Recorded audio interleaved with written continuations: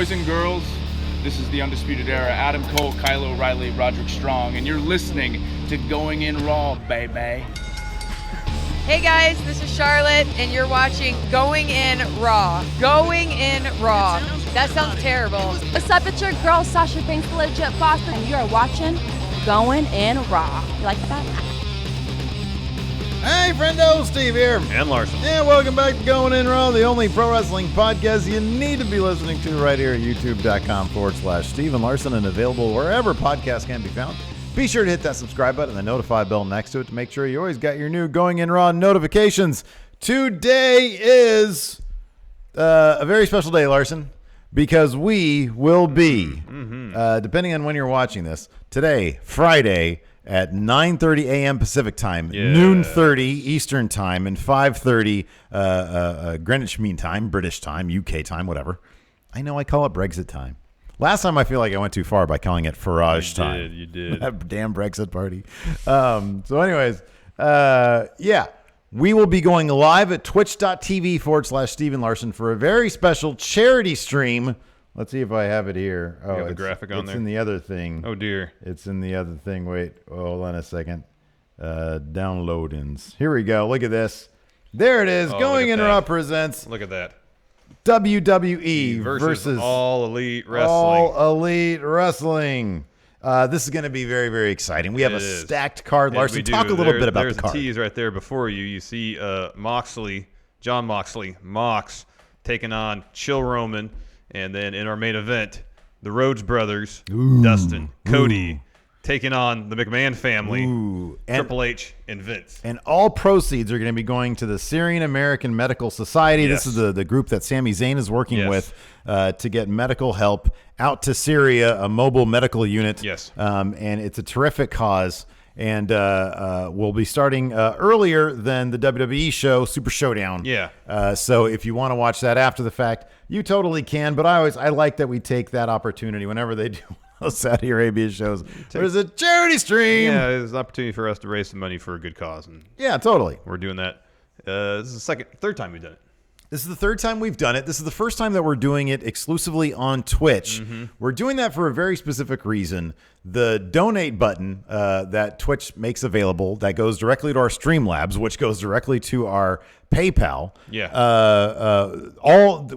Whatever you do, whatever you put in, all of that goes. There's no party that takes a cut of that money. That goes directly to us, and that will go directly from us to the charity. Right, exactly. So on the flip side, if we did it on YouTube, Google takes 30% of the super chats. Yeah. So we would prefer to do it this way. Hopefully we'll get, we really want people. I know some people out there might not like Twitch for whatever reason, and they might just prefer YouTube. We're hoping that you guys will come out and join us. It's a terrific cause. If you're not going to be there, and if you want to donate right now at streamlabs.com/Steven Larson, you can donate there as much as you want or as little as you want. And all those proceeds will go. We know, it's everything basically today that's coming into Streamlabs.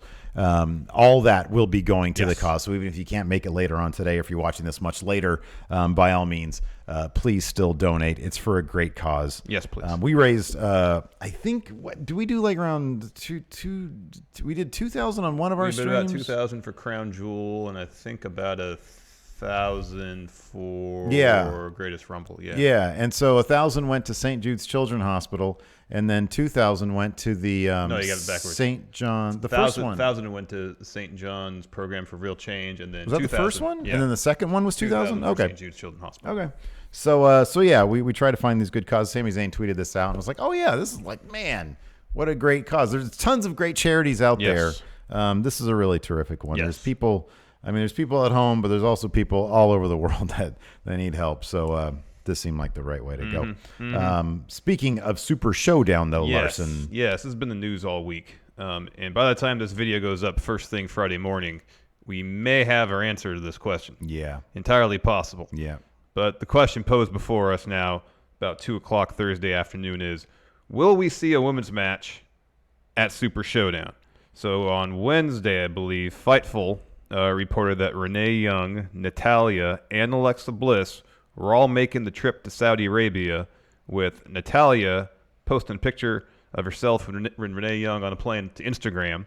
And then Pro Wrestling Sheet shortly thereafter had some additional details saying, quote, Natalya and Alexa Bliss were flown to Saudi Arabia for WWE's upcoming Super Showdown event, and we're told because there's hope they'll be allowed to wrestle. According to sources, WWE officials have been going back and forth with the Saudi General Sports Authority for the past few months trying to get a women's match approved. While WWE hasn't received an official green light, we're told the two wrestlers were flown to Jeddah with the hopes that it'll be given before the show on Friday.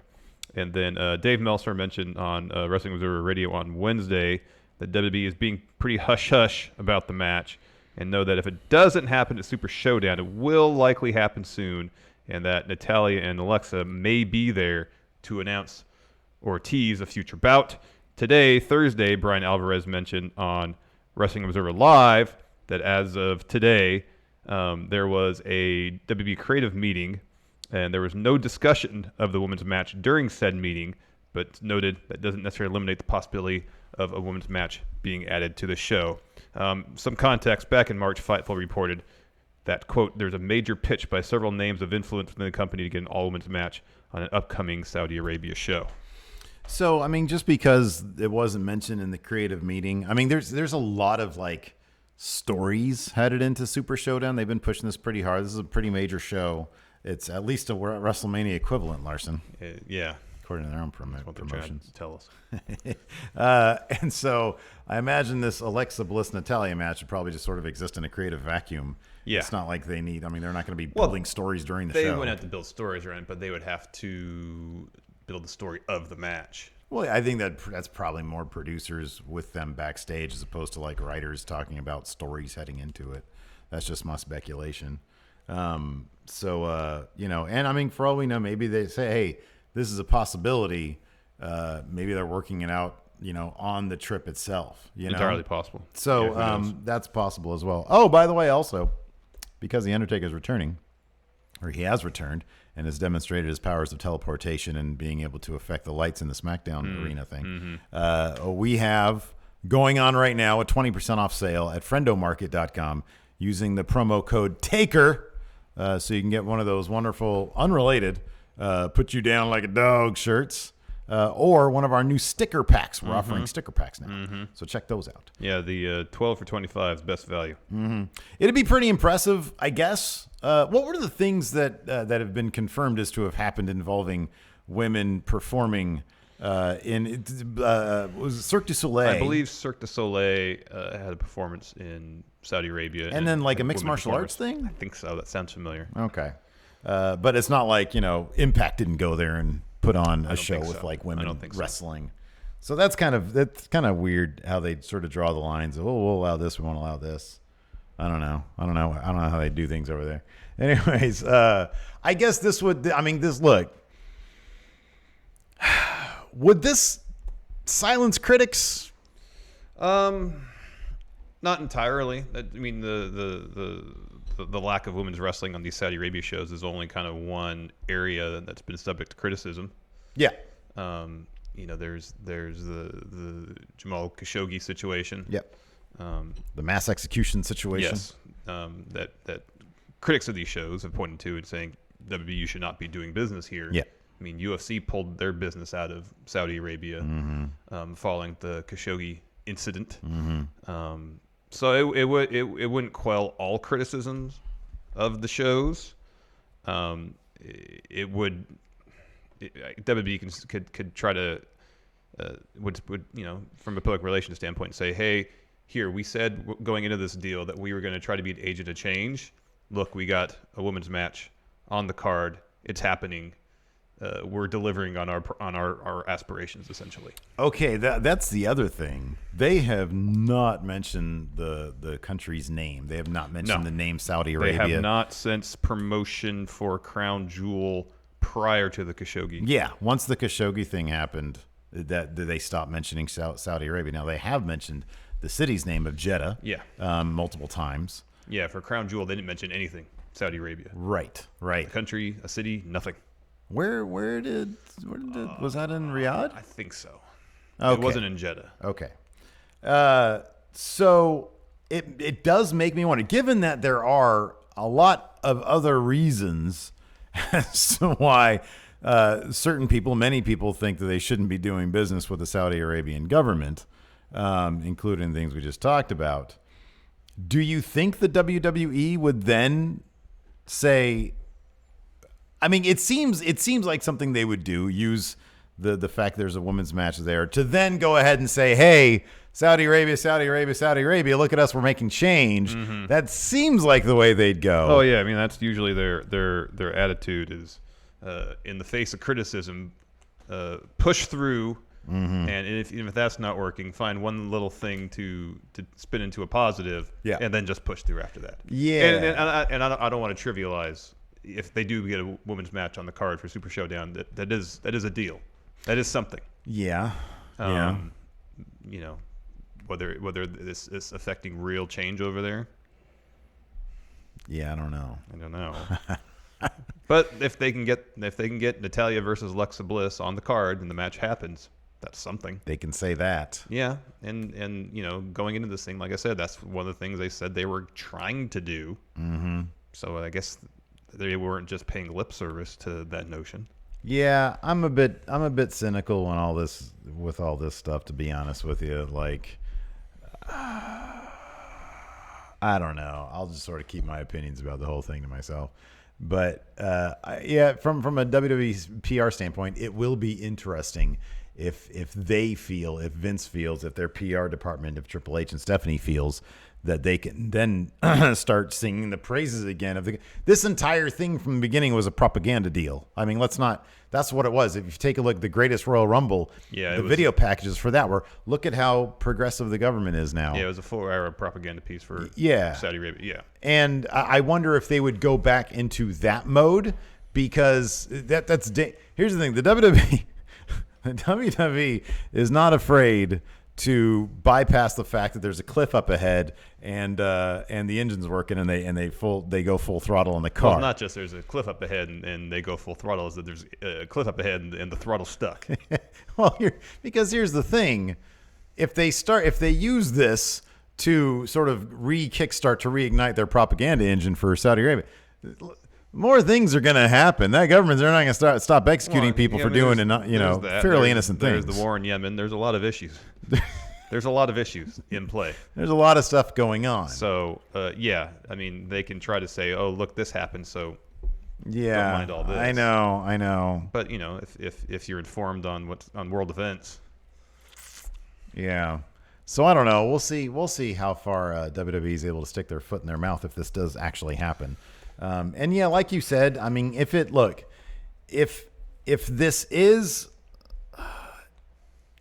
this does actually enact any amount of change within the people, within the government perception, then it is good. And it's okay. That's kind of cool. That's kind of neat. But it these days, it kind of feels like, ever since the Khashoggi thing, it just feels like, well, having women show up on the show is such a drop in an otherwise vast ocean of problems. I think they speak of being agents for change. Maybe that's genuine. Primary purpose of these shows is to make money for the company. I think if change happens, it's like an added bonus for their PR department. Yeah. I don't think it, man. Yeah, I don't know. I mean, because you're right. It's like 99.99%. There's if you list the top 10 reasons to do these shows, 9 of them are to make money. And the number 10, right? For WWE's perspective, a distant 10th. Yeah, it would probably be to promote change. Right. If that happens to go down, then because great. If actually promoting change was anywhere in the top 5, they would have pulled out of that deal. Yeah, pretty much, man. So I don't know. We're gonna be doing a charity stream during it. I feel pretty good about that. Yeah. And then we'll hear about it. We'll hear about what happened. Yeah, we kind of did some half-baked predictions at the end of our SmackDown episode. That's gonna be the extent of our coverage, probably. Yeah, I mean, it's not like. I mean, these days they've got a pay-per-view every month. It's not like, all these pay-per-views. It's not like this is this month, in fact. This isn't gonna have Mania level implications for stories. Despite what they tell us, no. I mean, you seem to think I'm kind of 50-50 on it. You seem to not think that Brock Lesnar is going to walk away with that Universal Championship, even though he said Friday. But he also said Monday.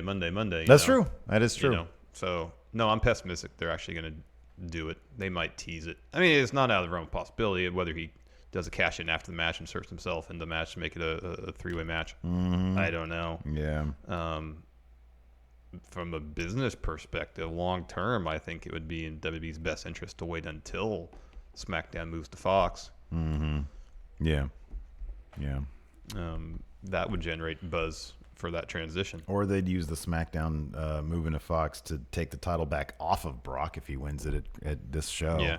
But I mean, let's just look. I mean, they did get some mileage out of the Best in the World. Shane still is talking about that. That's the best story to ever emerge from a Saudi Arabia show. I mean, like the Greatest Rumble, Braun won this giant belt. I haven't seen it since like the Raw afterwards. That happened at Crown Jewel. No, wait, Best in the World tournament. Yeah.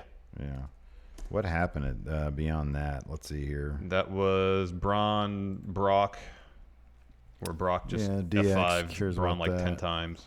Yeah, okay. Probably the DX versus. Oh, that's right. That's right. Yeah. AJ Styles, Samoa Joe. Let's see here.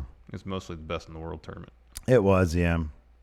Nakamura versus Rusev for the U.S. title. And it didn't change hands there. And then the same with AJ Styles beating Samoa Joe. It didn't change hands there. So, yeah, I don't know, man. We'll see. We'll see what happens.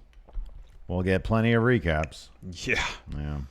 We're going to be at SmackDown this Tuesday following Super Showdown. So I hope it's not just 20 minutes of the 2-hour broadcast filled with Super Showdown recaps. Well, considering that I wouldn't have seen Super Showdown, I'm okay with that. I'll be for it. And morally speaking, I'm okay. Finally get to witness our first episode of 205 live. Oh yeah, Which I'm excited for. Oh wait, what's on tap for that? Usually they announce stuff in advance. I don't remember if they've announced anything. I don't think they have. We'll probably get a Canellis match because he had a promo this past week. Yeah. So they'll probably wheel out some top level competition for him. Yeah. I wonder what that's going to be. Wonder what local Sacramento area enhancement talent will take on. It's a shame Adam Mayhem's overseas. He could have been the guy. Yeah. Yeah, my goodness. Anyways, before we continue, though, Larson, here's a word from the sponsor of today's show, Molecule. Molecule is a complete reinvention of the air purifier, introducing a breakthrough science that is finally capable of destroying air pollutants at a molecular level. Yeah, that's right. Molecule's PECO, not PCO, mind you, PECO, goes over the usual HEPA filtration because not only does it capture, it completely squashes the full spectrum of indoor air pollutants. I use some wrestling terms there. There you go. That's good stuff. Integration. Exactly. Synergy. Got allergies or asthma? Molecule has improved the lives of lifelong sufferers of those conditions because it can eliminate allergens and pollutants that are too small for a HEPA filter to trap. One customer reported that she was, quote, able to breathe through her nose for the first time in 15 years after using Molecule. And breathing better means sleeping better. And with Molecule, users have reported feeling energized after getting some of the best sleep they've had in years. Sounds like somebody I know might need that. Yeah. Plus, Molecule's technology research was backed by the EPA and has been verified by science. But most importantly, it's been tested by real people. Molecule's already helped allergy and asthma sufferers nationwide get relief from their conditions and reduce their symptoms. And right now, friendos can get $75 off your first order by going to molecule.com and using promo code GIR. That's MOLEKULE.com, promo code GIR. And we'd like to thank Molecule for sponsoring today's show. And you're really helping out the show by going to MOLEKULE.com, promo code GIR. That's Molecule, but with a K instead of a C. Yes. So there you go. That's good stuff. Check it out for sure. Yes, absolutely. So will there ever be another John Cena, Steve? Oh, God, no. He's like an alien, unless one of his alien brethren come down to Earth. That would be something else. Yeah, wouldn't it be great? A C-Nation alien invasion? Yeah. Anyways, John Cena doesn't seem to think there's going to be another John Cena. No. In fact, Vince seems to want another face of the company, and hence we got the Roman Reigns thing. The last face of the company, John Cena, spoke about this during a Q&A at BookCon. That sounds like a fun event. Well, it sounds like an event that could be interesting. I'm not sure fun is really... Books can be fun. You're like pop-up books when you were a kid? Oh, yeah. Those were fun. What do you mean when I was a kid? Get out of here with that. Those little things with tabs you can pull in and out and have the tauntaun. Bama loves those things, man. The tauntaun run. You pull and the tab then you in do there. it too many times, the tauntaun rips. Yeah. Yeah. I love pop-up books. I had the Empire Strikes Back one. I remember that one. I had the Empire Strikes Back, a company with, it was the little book, and With it the had tape? the tape. I had that for Search I for listened Spock. to that so many times. I think, yeah, your Search for Spock was my Empire Strikes Back, because I watched that and loved it endlessly. I also have I still have it, the E.T. soundtrack on vinyl. Oh, That I think has the score and the songs and stuff, but I think it's also kind of like that, where it has an abridged version of the story you can follow along in the book with. Because I know many of you listen to this show every single day, and I know that you're To dying. learn about 80s, random 80s stuff. Well, specifically our childhood. Yeah. I did reach out to my dad about the G.I. Joe thing. And I know I yes. mentioned this during Overrun because I had initiated the conversation on the Yes, regular this is show. somewhat from the SmackDown recap, yes. Yeah, my dad said, he says, while we weren't anti-G.I. Joe, we probably encouraged the superhero underoos more than G.I. Joe. You were interested in whatever the latest underoos was, and Michael Jackson. I do. Child of the 80s, man. I did love my underoos, man. Yeah, I had some underoos, They too. were so. I have so many pictures of me in various underoos. I think I had the Flash, I had Green Lantern. I had the Flash. I don't know if I had Green Lantern or not. ones I remember. Definitely had Superman and Batman though. Oh boy, I used to run around in my underwear and a cape.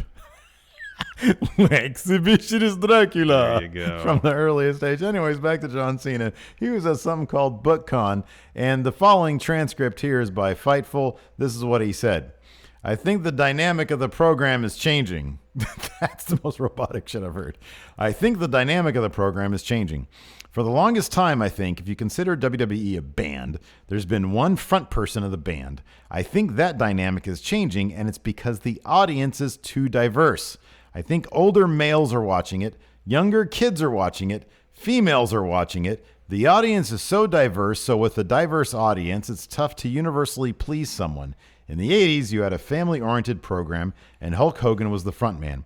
In the 90s, you had 18 to 35-year-old males. In come Steve Austin and Dwayne Johnson because they hit right down that wheelhouse. And then there was me. But even myself, as you know, went through a polarizing stage where half the audience likes you and half the audience doesn't. So I don't think there's a universal figure that will lead the company forward.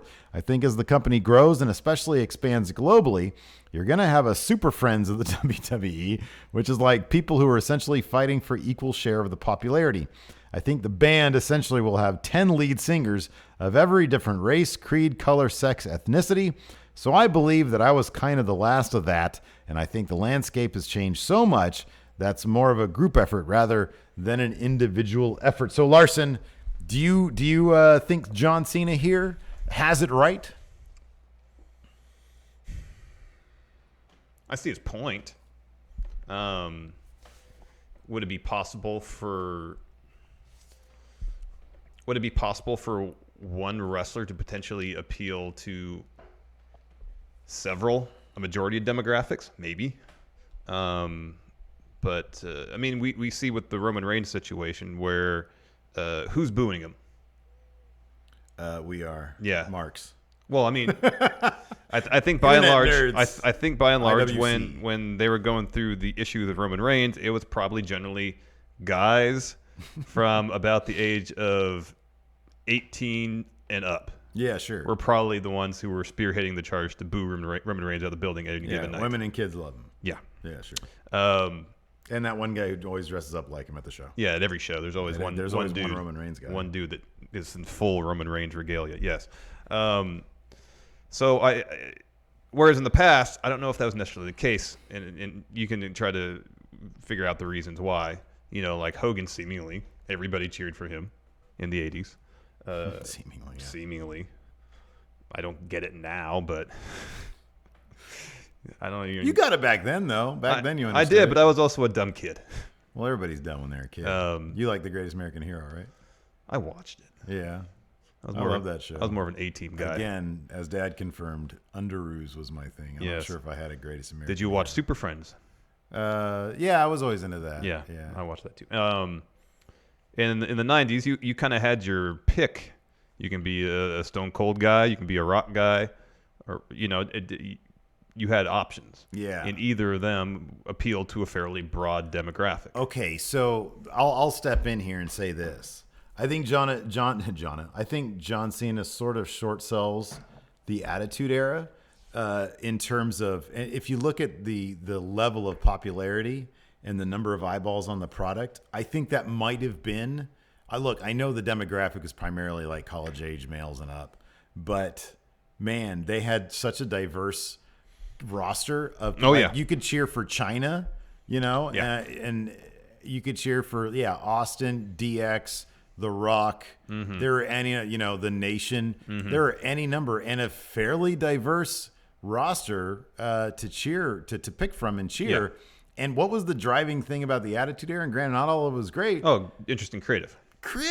And that's the major issue. That's the biggest thing. Is that if you tell good stories and people are invested in those stories, they will be invested in the product and they will be invested in those characters. Cena's stuff and when he was propelled to superstardom, his stuff was so good. Yeah. I'm not necessarily. Some of the stories, were fine, but in terms of him bringing what he brought to the equation, Cena was his good creative. He was his own good creative. Yeah, he was creative enough to overcome bad creative. Yeah, exactly. Or less than great creative. And I think the issue now is probably less what he's talking about, because I think with good creative and an interesting character, there could be one person that multiple demographics could invest into.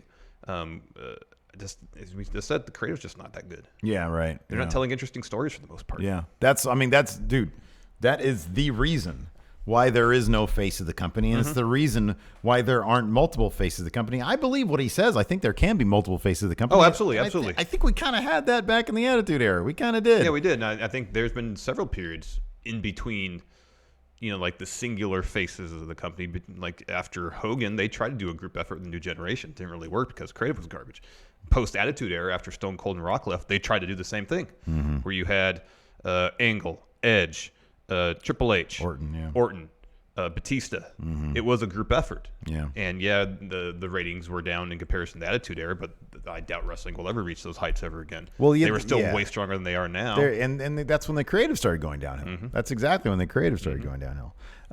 So I don't know. I think it has way more to do with the creative process than it does with who you're putting out there. If you have killer creative, then you're good. Well, your situation is, your odds are much better. Yes. Look at when when CM Punk was at his most popular. It's like you had two very diametrically opposed people. You had CM Punk and John Cena, and I know Triple H and Vince were never too high on CM Punk. Yeah. But the guy had like a 400+ day reign as champion. They saw something in him, and his merch sold really, really well, and they just didn't think of him as like a media guy. So I don't think they really sent him. Maybe what Cena was talking about is in the current creative environment of WWE. That could be. Yeah, that could be. He's like, you're gonna need a lot of different people to fill in the gaps of bad creative. Yeah, that could be.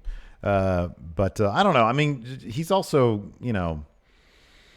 I don't know. I do tend to think that there are multiple people on the roster now who could be Austin level. Oh, there's probably at least 10. Yeah, there's probably at least 10. I think you're right about that. I do. At least, if not more. Mm-hmm. Yeah. I say this all the time, and I apologize. I sound like a broken record, but the talent level across the board is so high. It is. In ring, on the mic. Yeah. There's countless, at least 10 people that could reach Cena, Stone Cold, Rock heights. Yeah. If they're putting interesting storylines, allowed to develop characters with creative. Yeah. But they got to have input too. I got 2 words for you, man. Kona Reeves. Guy looks exactly like The Rock. He could be the next Rock. Put him with Eli Drake. He's 6'8", he's too tall. He's 6'8", he's too tall. Good point. With Eli Drake. Get out of here with that. Anyways, given the current environment of WWE, I guess I kind of see Cena's point, but I think good, creative, interesting stories could alleviate a lot of it. I think that's a lot of it, man. I really do. You see remember how much licensing there was back in the Attitude Era? Triple H was on everything. You could sleep and people on hated WWE him. sheets. Yeah. They probably had WWE underoos at one point. Dude, you go down the birthday party aisle, and it's like Attitude Era, and you get all this birthday party stuff for kids. You got DX doing cross chops on Right? birthday hats and birthday plates. Right? Exactly. Yeah, you don't see that now. Back in the day, you used to go to Kmart or whatever, and they used to have like a whole section. Maybe Walmart has that deal now. I don't know. There's a whole section of WB gear. You don't see that now. Oh, I don't see it. I go to Walmart all the time. It's very convenient. I mean, it's kind of cool that you can get. There's like a handful of shirts at Hot Topic. Yeah. But I mean, they still have shirts, but yeah, not anywhere near what it used to be. Part of that is their merchandise so crap now. yeah, I mean, back then in the day, that was definitely the B-level merch they had in Kmart. Yeah. They'd put their instead of Austin 316, it'd be like a collage of Austin. Yeah. It's like Texas Rattlesnake or something on it. Right, exactly. Oh man. Anyways, one last story before we move on to our Dominion predictions. Oh, hold on, I'm going to check to see if the newsletter has dropped yet. Oh, I don't think because so. all the nope, not yet. All the dirt sheets are just waiting for that newsletter to drop. Dave Meltzer. Becky Lynch did an interview with Sports Illustrated. I guess we can also talk about do an update on this Bully Ray situation after this story.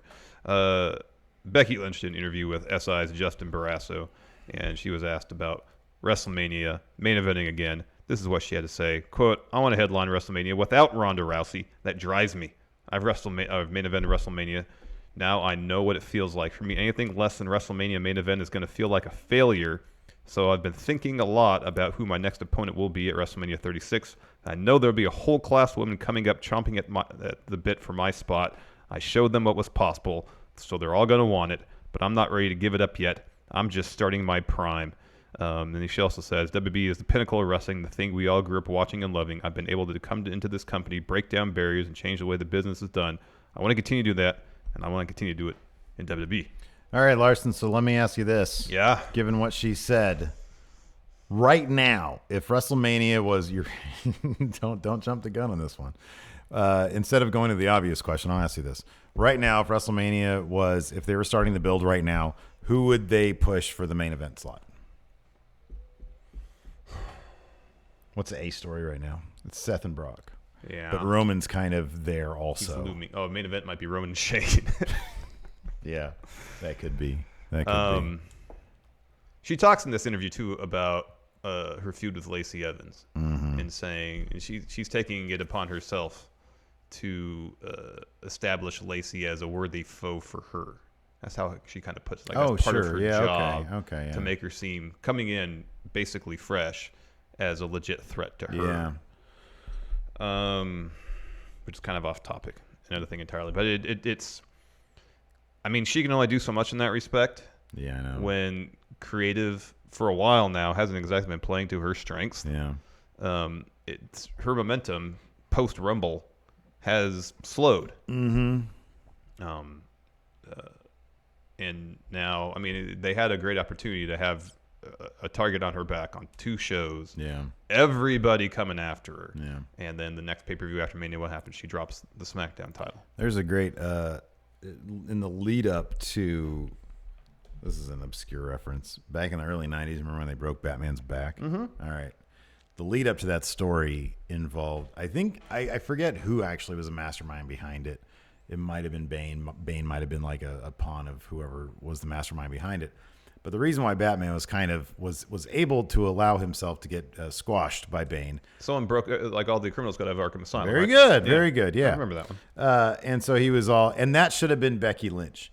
Becky Lynch should have been run ragged by exactly what you're saying. Exactly. Everybody coming after her. The inmates all of a sudden going after her. Mm-hmm. That's how it should have been. And then she gets to like one last person. Maybe it's like Shayna or somebody who really has the bona fides to take her out. And then she hits rock bottom, and then you can build her back up. Yeah. Yeah, totally. That's actually an interesting story. That would have been terrific. Yeah. But instead, there's just this lingering thing. They bring up Lacey Evans too soon. She's too green. They gave her a really crap gimmick in the first place. Yeah. Dude, the WWE, for some reason, Vince these days is totally averse to the impactful debut. Yeah, I don't the know what the deal impactful debut, which was one of the like best things ever. it doesn't exist anymore. Not really. And it's a really sad thing because it's a really great way to build up somebody new instantly. Oh, yeah. Instead, they just do things that mildly confuse you. Yeah. Or they out and out like debut somebody via PowerPoint presentation, like the 4 biggest names in NXT. Yeah, here's a slideshow. Yeah, exactly. It's Yeah. terrible. It's Yeah. awful. I mean, Yeah. even if you look at like EC3, he had the most entertaining video package. And where is he now? He's holding a solo cup. Yeah, being that's his gimmick disgruntled. now. I know. I mean, I've said this a couple times already, but with Becky, if you just followed the Stone Cold template after he beat Michaels for the title at WrestleMania 14, every feud he got in thereafter upped the odds. New challenges. Yeah, exactly. And that's what it needed to be for Becky. Yeah. Put her in a position where she needs to fight, because that's what people love to see her do. Yeah. Fight. Yeah. Right now, and far too often, she's just standing around talking. It's very difficult to see how she could be in the main event of WrestleMania. It's funny because, so in retrospect, it does feel like, yeah, Ronda was probably necessary for that main event, but her creative was really good. Ronda's creative was actually really, really good. It got muddy there towards the final finish of the build, the vlog and stuff, kayfabe breaking. That stuff was kind of the weird. heel turn. Yeah, that was weird. But I always did feel that Becky's heel turn and then sort of turning into a tweener, people loved her heel turn thing, and so they just made her a face, basically. Yeah. That, I thought, had enough steam. That was one of the most interesting things pre-Rumble. Yeah. To sort of launch her towards, that was the hottest story, was Absolutely. her ascent. Absolutely. And Charlotte and all that kind of stuff. So I did kind of feel that be just, and also because nothing else was really happening in the company, that alone, those two could have been the main event of it could have been WrestleMania. huge. At this point, though, like, they've done such a clunky job continuing Becky Lynch and Charlotte, even, that I don't see it. It seems like they've sort of reverted back to like Brock, Universal Championship, Seth, and then maybe Roman as sort of their A guys. Although Kofi gets amazing reactions. Yeah, he does. He does. He really does. I'm not sure if they're ever going to consider that title to be important enough to main event. They might with Fox getting SmackDown. That's possible. They might. I hope so. That's going to change. I wonder. You have to wonder how much that's going to change. If Fox has very specific demands, I mean, Fox could be the kind of thing. USA, their executives might be kind of complacent with WWE. It's like, okay, well, we know they're going to help us in the ratings every single week. They're going to get us to number one in whatever demographic we want every week. Fox, when WWE shows up at Fox, they might be like, hey, wait a second. We put how many millions and millions of dollars into marketing this, and this show is kind of a mess? Yeah. They might start meddling sooner than later. It could be. Which would be kind of interesting. I don't know. It would be. Yeah, anyways. Yeah, right now, the way things stand, it seems like an uphill climb for Becky to main event WrestleMania 36. But also, a year ago, you wouldn't even fathom the idea that Becky could have main event WrestleMania 35. All it takes is one hot thing to happen, and then you're good. Yep. Whether If she or can not get that momentum back, it's possible. Yeah, Totally, absolutely. Completely. 100%. So, Larson, Dominion, Yeah, let's talk New Dominion. Japan Professional Wrestling Yes. is happening this weekend. Right now, it's undecided as to whether we're going to do a live stream. I know you got a busy weekend. I so do have a busy chances weekend, are, have family in town, so the odds are not great. However, I will watch it Sunday. We will do a review of it on Monday, Yeah, sure. at the least. Sounds like a good Monday. So expect that. In the meantime, I know we're both kind of still recovering from Vegas. yeah, man, that takes a toll on our old bodies. Yep. Let's do some predictions. All right. The show's kicking off apparently with John Moxley, new U.S. champion, taking on young lion Umino. 1, 2, 3. There's 9 4, matches. 5, 9. Yeah, Mox. Mox 9. with 9. Yeah, all confidence points on Mox picking up this win. Mox with 9. Next, Kojima, Cozy Lariat, Yeah. Okay. taking on Shingo Takagi. Oh, Takagi. He, 8. he wants. He's been a junior since debuting in New Japan. He wants some heavyweight competition. This is his first heavyweight bout Okay. Well, after I think losing in the finals of Best of Super Juniors. he's a big man. I have Takagi with 7. Oh, okay. Is it because you have this with 8? Yeah, 7. I'll just do 7. It doesn't matter. They're both locks. yeah. Next we have Jushin Thunder Liger and I thought he was Yoshihashi. going to retire. Yeah, he's doing his farewell tour. Oh, I think he's this is like retiring the after Tokyo Dome. It's like the longest tour.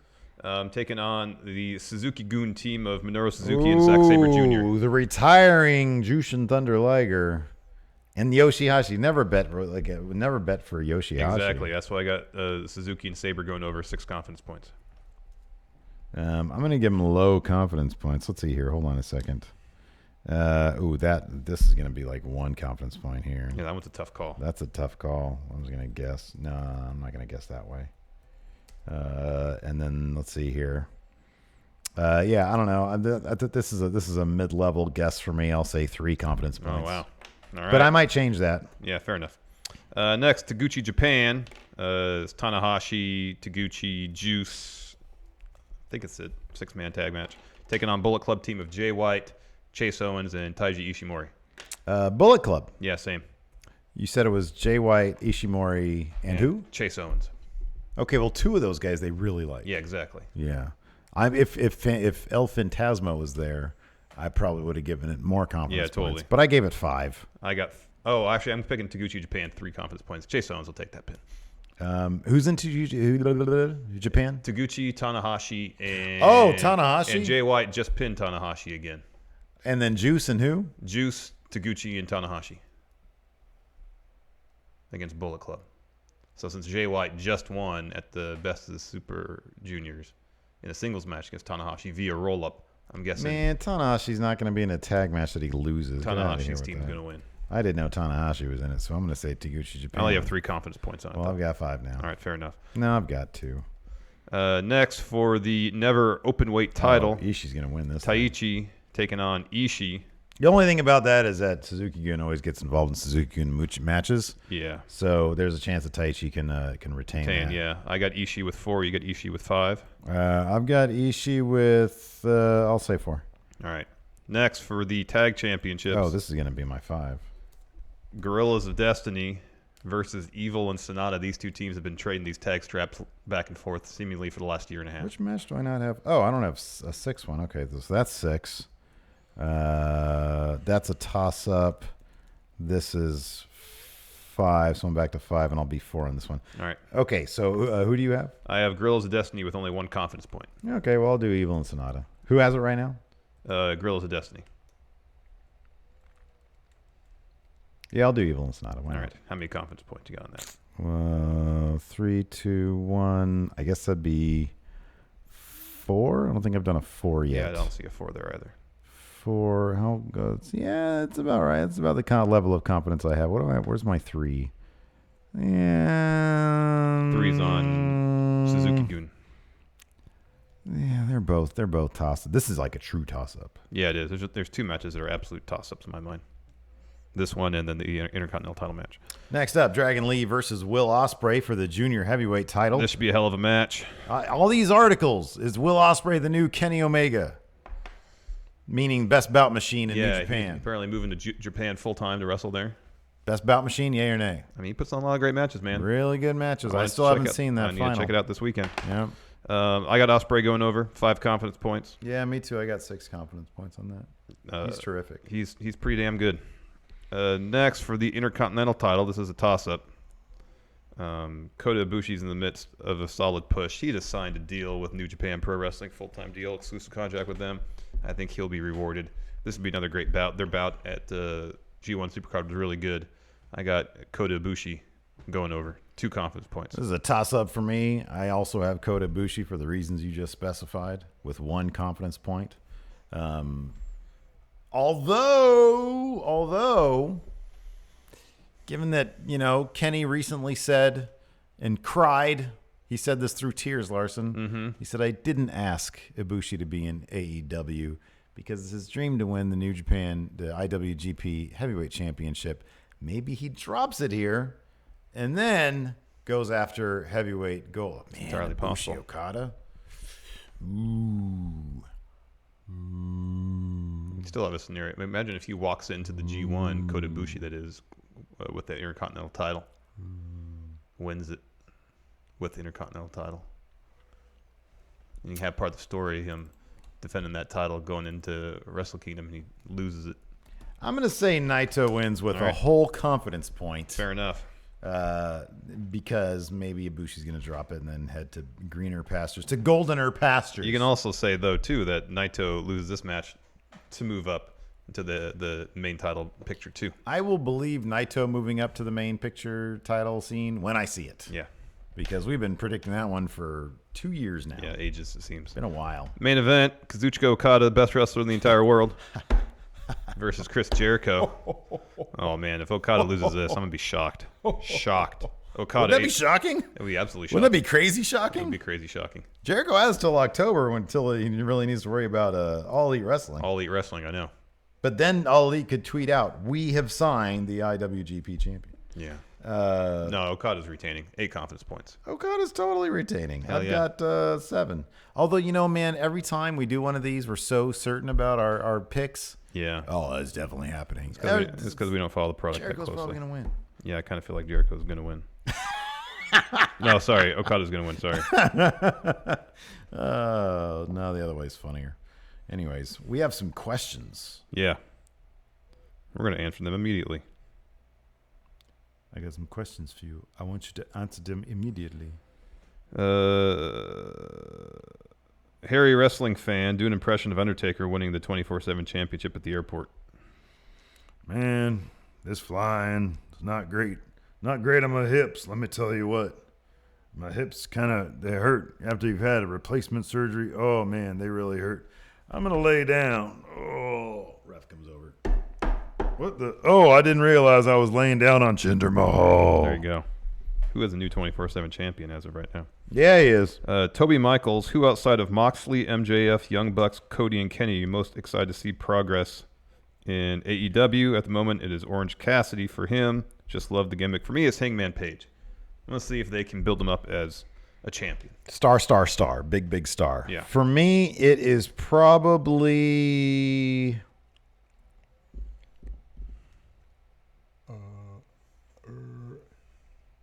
See, I don't know. I don't really know what Orange Cassidy's gimmick actually is. Is he even signed to All Elite? Or did he just show up for the Battle Royal? Slow, but then he's fast also. He's a Miller Hands about in it. pockets is more or less his gimmick. Yeah, but then I've seen it outside of pockets Yeah. too. But I think that's generally speaking his gimmick. I am interested in seeing... I don't know, name some other names there. Like, I'd be interested to see what they would do if they ever pushed Ray Phoenix and Pentagon Jr. as singles. Mm-hmm. Maybe. Who am I most excited? So here, I think this is kind of my thing with All Elite. I'm most interested in the shit that I don't know about. Mm-hmm. I don't know anything about Private Party. Yeah. I don't know anything about those terrific Joshi wrestlers. Yes. And that's interesting to Yes. me. So I'm going to say it's somebody who I don't know yet. Agreed. Let's see here. Factoid. Do you think it would help WWE bolster their lower mid-card guys and showcase them better if they dropped the 24/7 title and brought back something more akin to the TV title, which was specifically for having on cable television? No, because it would just be another mid-card title that ends up meaning not a whole lot. You know? At least like a network title make it interesting to interrupt network programming for title defenses and stuff. It would create buzz, especially if people cared about had that title. Mm-hmm. People might be more apt to watch the network on a more regular basis. Yeah. Something like that. Yeah. Matthew Flanagan, since Vince is petty and buries talent like the Revival in the club, for example, for simply not re-signing, do you think Vince is secretly sick and dying, so he is burying WWE so when he dies, the company dies with him? No. That is some Black Mirror level shit, man. No, I don't think that's the case. No. No, I think that... so you know that Twitter account, Rovert? Yeah. Who seems to know like everything about wrestling? He put it best, I think, when somebody mentioned Vince. I forget what the context was, but he said he's a 70. Somebody said, "Is Vince stupid for A, B, and C?" And the response was, "Vince isn't stupid. He's a 74-year-old man who's obviously going through a mental decline, something like that." And that's true. It's obvious that he's going through a mental decline right now because he's 74 years old. Probably doesn't get a lot of sleep. Yeah, it's not good for your brain. He probably hasn't. I mean, he's taken really good physical care of his body, But, I mean, it was the 80s, man. People did all sorts of crazy stuff back then, and now is the time it catches up to you. Yep. I mean, I'm surprised to be honest, I'm surprised. I know. He's lost this one. Really? And I think he's just got too many things going on, and I think, you got to focus on less things when you get older, not more things. Yep. So, okay, this is great. Parachuting parakeet. In 3 years, who will be the 24/7 champion, and how many times has it changed hands? I mean, it'll have changed hands hundreds of times. 3 years, yeah. How many times did the hardcore championship change hands? Do we know? No. I mean, Raven had it like 27 times. All right. And he wasn't in WWE that long. His second run. Do you think it's still going to be around in 3 years? I think it will be. Yeah, probably. This is one of those things that just it's. I'm gonna say R-Truth has it again in 3 years. All right. He's gonna be the cornerstone of that division. And then I'll say 169 title changes. Nice. I will say somebody in NXT that will end up being more of a comedy wrestler. In which case, I'm probably talking about Kona Reeves. Stokely Hathaway. Oh, that's good. Will have it in 3 years. That's good. And yet he will still have not found his CD player. Nope. Alexandria's Queen. With rumors of Adam Cole and Shayna Baszler getting called up most likely after SummerSlam, what do you think becomes of the Undisputed Era, and what kind of ridiculous name would Vince give the faction on the main roster? It's going to be so disheartening. You want to hear the most disheartening thing ever? You know what's going to happen. It's going to be the kind of thing where, like, this is just an example. The 24/7, somebody's going to be running around with the 24/7 title, and you'll see the loser's locker room, and Adam Cole will be in it, and that's how he'll make his debut. Or they'll just break up Undisputed Era. Adam Cole will go to Raw, and everybody else goes to SmackDown. Yeah, I don't know, man. You don't know either. I hope that's not the case. I have so little confidence in call-ups these days. I know, me too. It's so awful. It sucks. Austin Whitley, how do you guys feel Bray's new gimmick will translate to the ring? I'm not sure. That's a good question, though, man. I do not know. Yeah, I don't know. I've been surprised. I've been very positively surprised by Firefly Funhouse, and so the idea of how's that's going to translate to the ring, I don't know. I don't know. Mine ended up being lame. Yeah. At that point, Vince has it. If it's just a situation where he comes out with his mask getup, his circus ringleader gear with the mask, and that's his wrestling persona. Mm-hmm. I mean, it's just kind of a repackage of the same in-ring Bray Wyatt. Yeah. Like, it'd be nice if we see something new from him. Yeah. And we find there's a way to actually really seamlessly integrate what goes on with Firefly Funhouse with his wrestling persona. Michael, since he has announced he is moving to Japan permanently, do you think Will Ospreay could be a future IWGP Heavyweight Champion? Yeah. Yes. Yeah. A million times yes. Yeah. I'm actually surprised that they had him win Best of Super Juniors. I thought maybe after he won the Never Openweight title, his ascent to heavyweight would have been complete already. Mm. But Vince Delgado, given that Alexa is now number one contender for Bayley's SmackDown Women's title, how do you feel about superstars challenging for the opposite brand's titles? Do you think it does more harm than good? Yes, I think it does more harm than good. Yeah, especially when there's so many talented performers already on SmackDown. Yep. Somebody on SmackDown could have that spot. And like Carmelo's 100% right. Someone from SmackDown should be challenging for that title. And also, why are Peyton Royce and Billie Kay not feuding with the Kabuki Warriors right now? Yeah, they seemed like that was going to happen now. But then it seemed like on Raw it was going to be Alexa and Nikki. But now with Alexa challenging Bayley for the title, who's it going to be? There's such an utter lack of direction creatively. Yeah. King Drew, what can WWE do to freshen up 205 Live? I enjoy it and really want it to be successful, but it does have the stigma of being the D show. A small change they could make is to stop scripting the promos, according to King Drew. I think that's the least of... I don't think 205... I think 205 Live is fine. I don't get too emotionally invested in it because it seems to serve an obvious purpose, and that's to build up individual wrestlers' brands prior to getting sent to better places. I actually kind of like 205 Live right now. I think there's some good stuff. I think Kanellis is good right now. Drew Gulak just returned. and there's tons of great wrestling. It's just when they say things like, we're not sure how we're going to proceed with the third hour of programming that we have on Tuesday nights, I kind of think that it's not going to be around very much longer. Yeah, you never know. Could be wrong about that. They should take an approach like NXT, have it a smaller venue, hotter crowds, people who actually pay their tickets to see those wrestlers.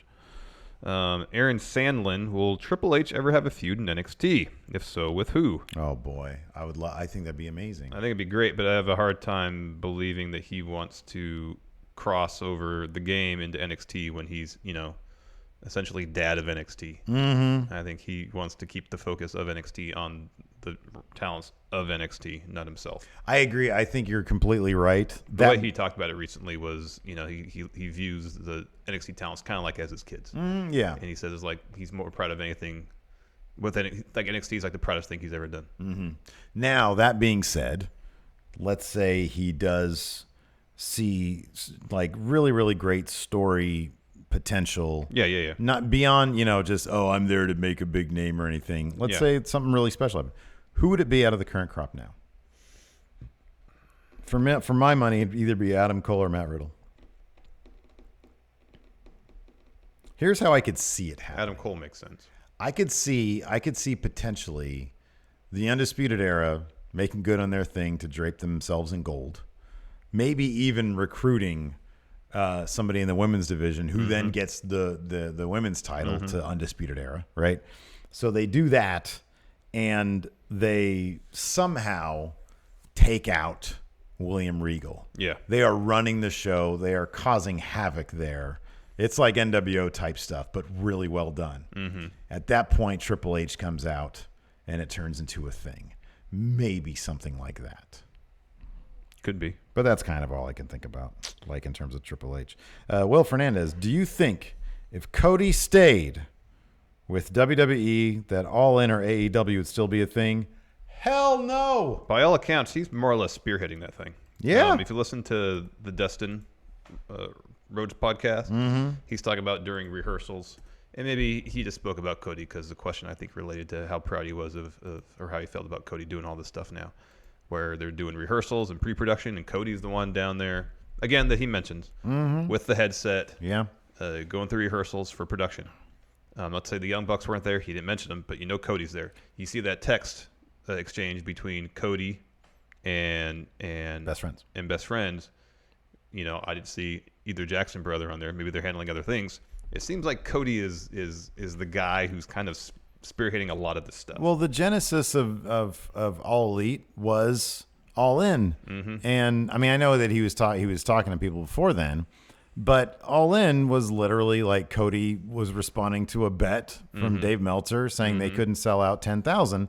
He said, "I bet we could." That was the genesis of the idea.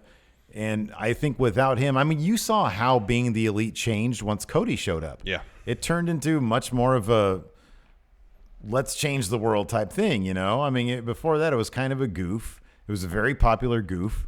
But those guys would have ended up in WWE. Probably. Or they would have like really twisted New Japan's arm to get them to co-sign with the Ring of Honor / New Japan deal.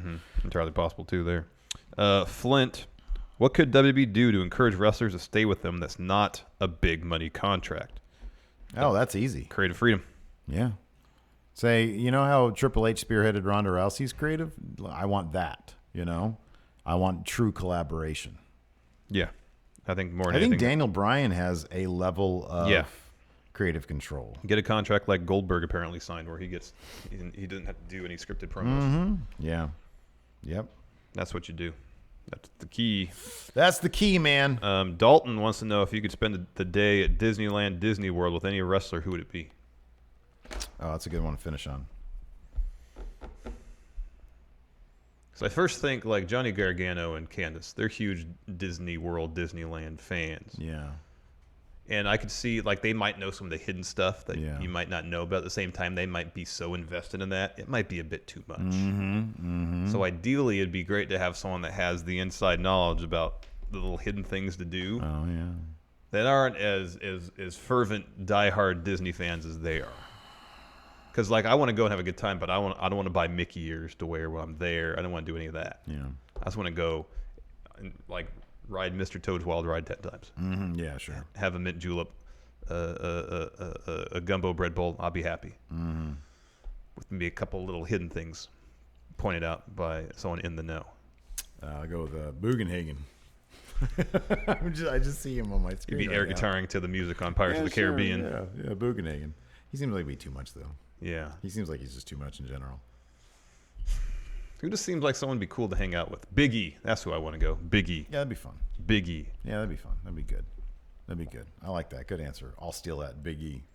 There you go. Anyways, thanks everybody for tuning in. We appreciate it. Till next time, we'll talk to you later, and hopefully we'll see you there at the live stream. Yes, please. Streamlabs.com/Steven Larson if you want to contribute to a great cause.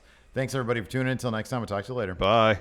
Be a part of Going In Raw today at patreon.com/Steven Larson. Starting at $1 a month, you can enjoy Going In Raw ad-free, gain access to the daily 30-minute Going In Raw post-show, exclusive merchandise, and so much more. Support Going In Raw today. Click the link in the description.